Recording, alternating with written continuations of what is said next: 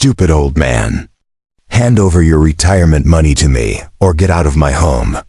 The words hit me like a hammer. Cold, sharp, delivered with all the arrogance of someone who believed he owned not just the house, but my life. My son, Jonathan, stood across from me, arms crossed, lips tight, eyes full of entitlement. Behind him, his wife Claire leaned casually against the wall, her expression smug, almost proud.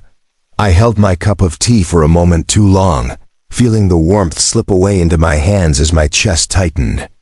This was the same boy I had carried on my shoulders, fed when he was sick, stayed awake with during long nights of homework, and sacrificed everything to support. Now at 32, he had grown into a man I barely recognized, greedy, ungrateful, and ruthless. "You're serious?" I asked quietly, trying to keep my voice even. "You really think I'll hand over my life savings just because you demand it?" His jaw clenched. "Yes, you think you can just sit here, pretending you don't owe me for everything I need? Think about it. Retirement money isn't going to anyone else but me. And if you don't give it Sunday, you leave." I stared at him. The audacity burned. I could almost feel the walls of the house, the home we built together, closing in. Memories flashed in my mind. Him as a boy, running barefoot across the lawn, laughter echoing in every corner. The holidays, the birthdays, the late-night talks. And now, threatened with eviction by my own child, Jonathan. "You've crossed a line," I said calmly, though my hands shook slightly. "All these years I worked to make sure you never lacked anything, and this is what I get." Claire rolled her eyes. "Dad, you're overreacting. It's just money. We're not asking for the world, just what you've saved. You don't need it anymore." I could feel my blood pressure rising, but I stayed seated. Anger alone wasn't enough. He needed a lesson, a reminder that life isn't just about entitlement. That respect has value, and that greed always leaves a mark. "You think this house belongs to you?" I asked, standing slowly. "The walls, the floors, the roof over your head? Everything here is mine. And no threat, no tantrum will change that." Jonathan scoffed. "The law's on my side. You can't stay forever. And if you don't pay, we'll take legal steps." A bitter laugh escaped me. "Legal steps? You've forgotten something very important. Your father's not done. Not by a long shot." I walked toward the window, feeling the afternoon sunlight warm my face. For decades, I had planned, saved, and protected everything I had, quietly, patiently. And now, the time had come. They had underestimated me. They had assumed weakness, that my age meant submission. But they didn't know me. They didn't know what patience, experience, and quiet wisdom can do. Jonathan and Claire argued behind me, voices rising, but I didn't respond. Their noise was irrelevant. I was thinking, planning, and observing. Every detail, every expression, every misplaced confidence. I could already see the cracks forming in their arrogance, small but visible. I remembered my late wife's words. "A man who gives everything without boundaries raises tyrants, not children." I had given everything. But it was time to take back control, not with anger, not with shouting, but with a strategy, with precision, with calm power. I pulled the folder from the desk drawer. Inside were decades of documents, account statements, the deed to the house, investment papers. Everything carefully organized, everything legally sound. The kind of preparation that could turn a threat into nothing more than a lesson. Jonathan came closer, looming over me. "Dad, I don't have all day. Just give me the money."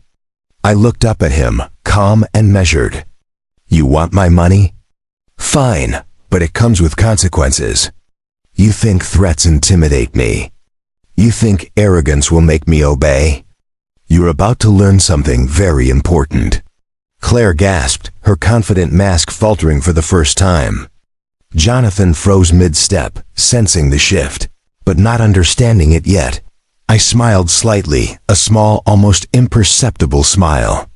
This old man wasn't broken. This old man had a plan. And by the time the day was over, their egos wouldn't just be deflated, they'd be shattered. The moment hung between us, thick with tension, heavy with the weight of unspoken truths. And in that silence, I realized something profound. The child I raised had become the stranger in my own home. But strangers can be taught lessons, and I intended to teach him. I didn't sleep that night. Not a wink. I lay in bed, staring at the ceiling, listening to the faint hum of the city outside, the occasional car passing, the distant bark of a dog. But inside my thoughts were loud, relentless, spinning with the events of the day. The audacity of Jonathan. The cold, calculating look in his eyes. The way Claire had stood behind him, smug, convinced she had the upper hand. They thought I was weak. They thought age had dulled me. But they had no idea. I got up before dawn. The house was still quiet, every room echoing with memories. My wife's laughter in the kitchen, Jonathan's birthday parties, late nights when I'd sit by his bed until he fell asleep. All of it threatened by greed. And it burned inside me anger, yes, but also clarity. I would not be displaced. Not today. Not ever. I sat at my desk, opening the folder I had pulled from the drawer earlier. Investment papers, bank statements, the house deed, receipts, and documents spanning decades of work. Every penny, every signature, every asset accounted for. The power wasn't in giving them money.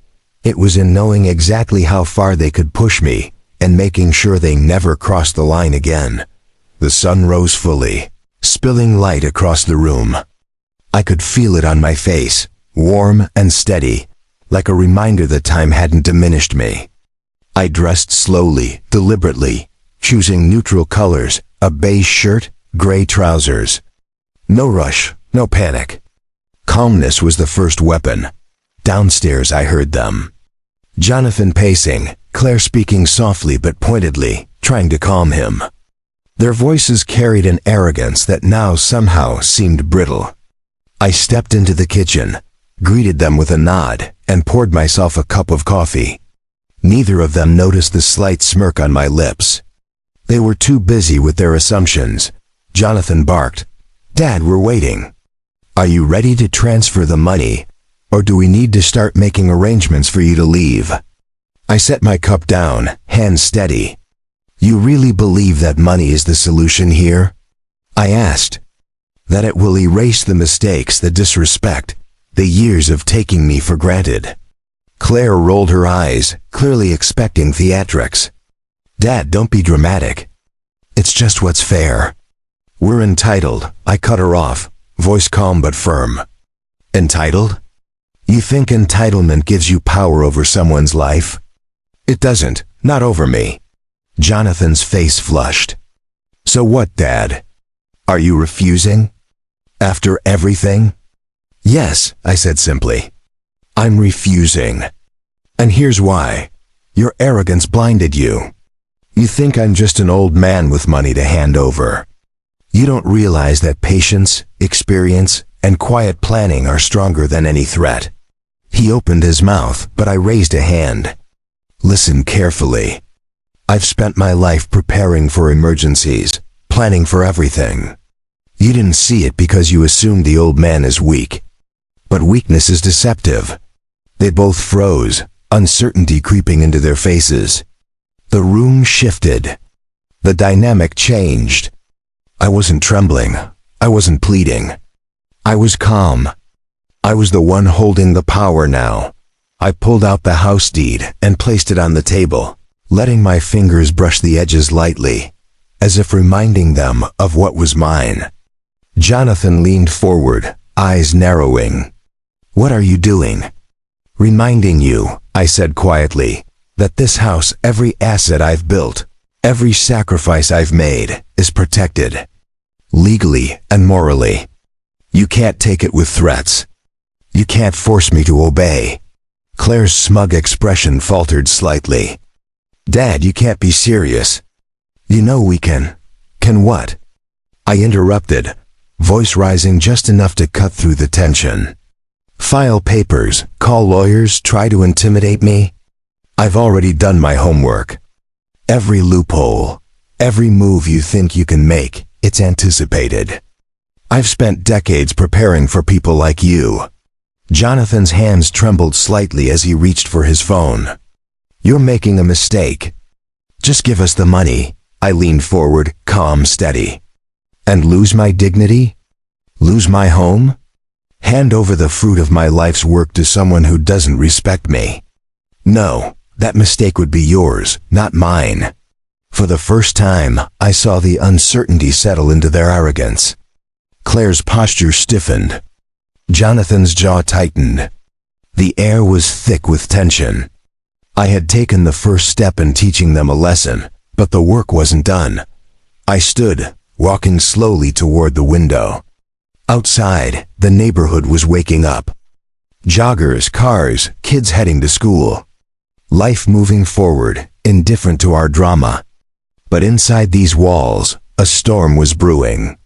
They thought they had power. They thought I would bend.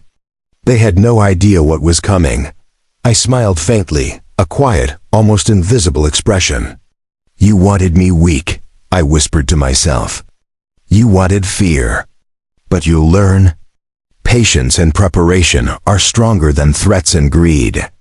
Jonathan and Claire continued arguing behind me, their voices sharp and loud, but I didn't turn. I didn't need to. I was already planning. Every conversation, every gesture, every attempt at intimidation had been noted. Every overconfidence, every mistake they made, would be used to restore balance, to teach them humility, respect, and consequence.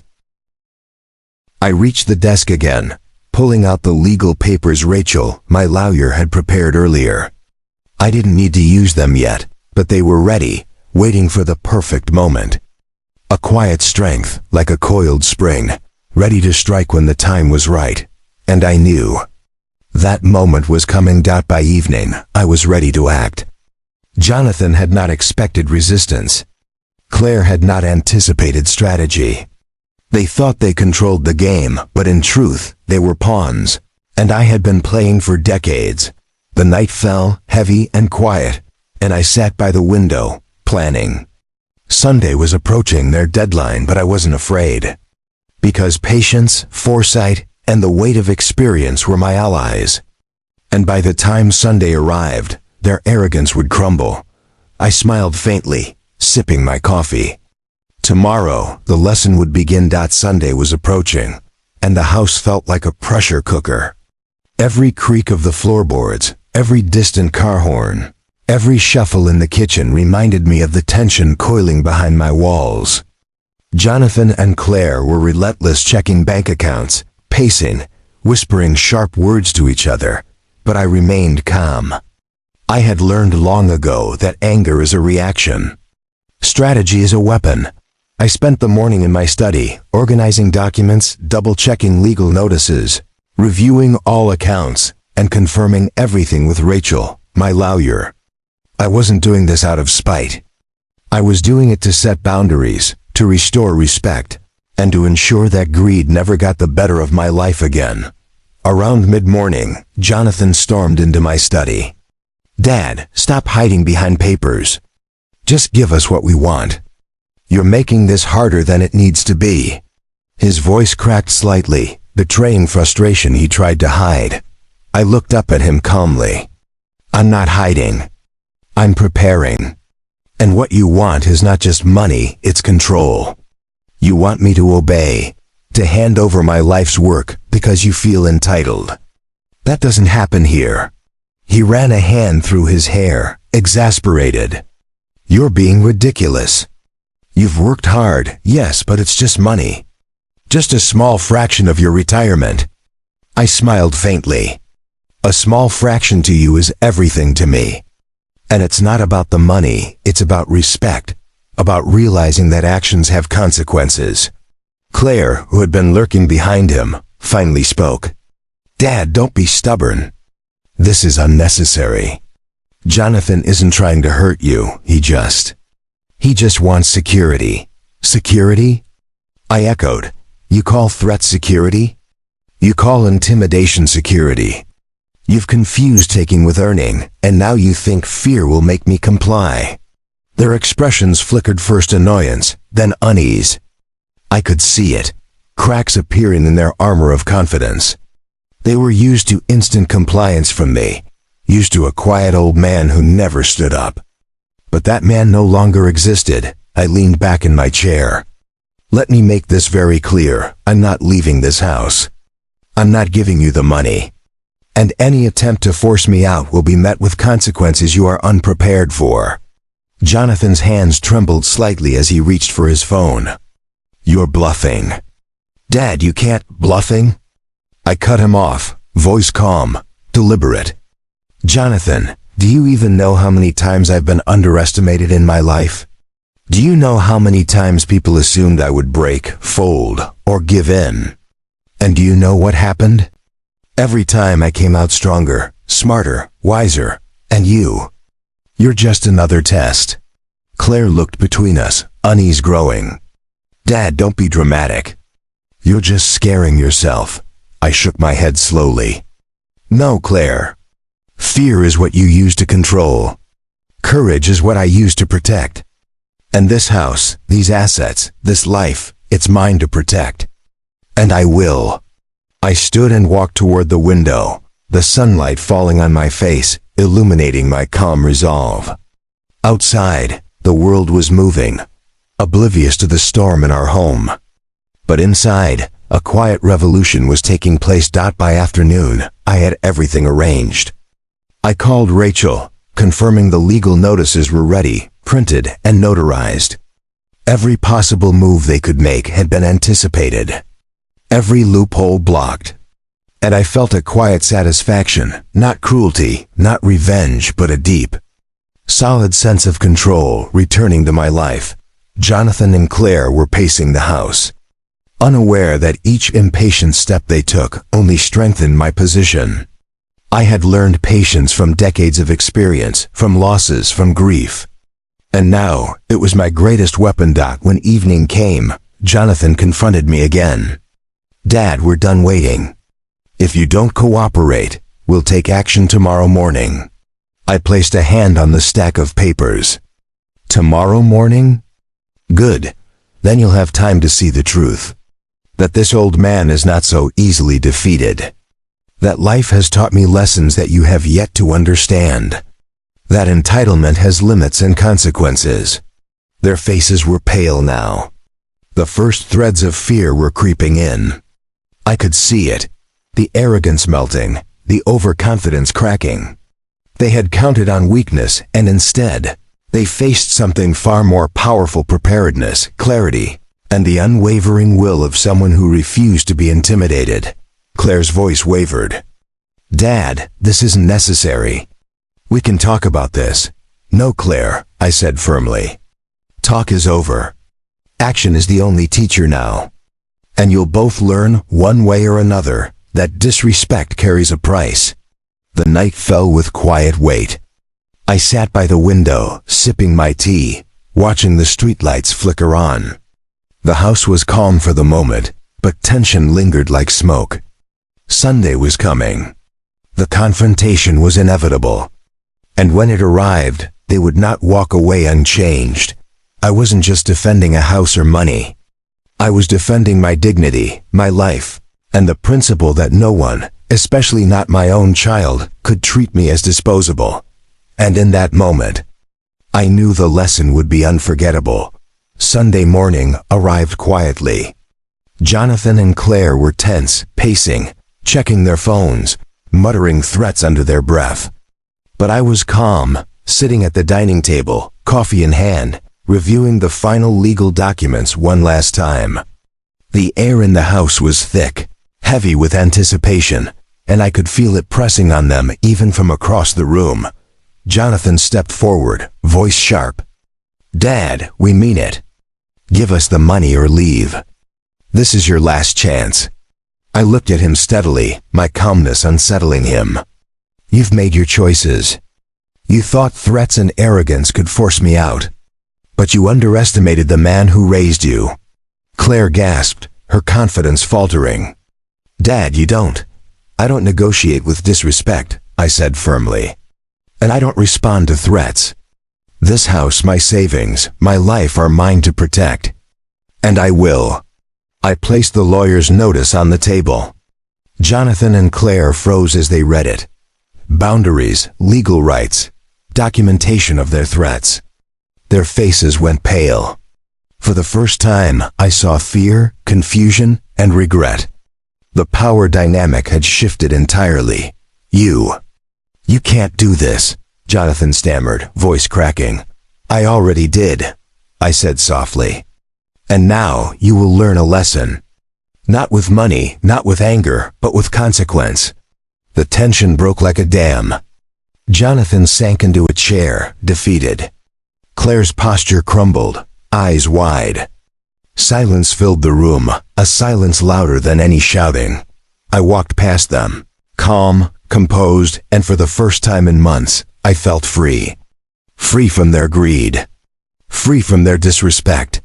Free to live the life I had built without fear. Jonathan finally whispered, voice trembling. Dad, I'm sorry. I was wrong, I nodded slowly. I know. But understanding comes with time, and trust must be earned, not demanded. Weeks later, life in the house returned to its quiet rhythm. Jonathan helped with chores, humility replacing arrogance. Claire's cold confidence had softened, replaced by respect. And I realized something I had known all along. Sometimes silence, patience, and preparedness teach lessons that anger never could. And in that stillness, I felt at peace. The house was mine, the lesson delivered and dignity restored. Sometimes, standing firm is the most powerful action of all.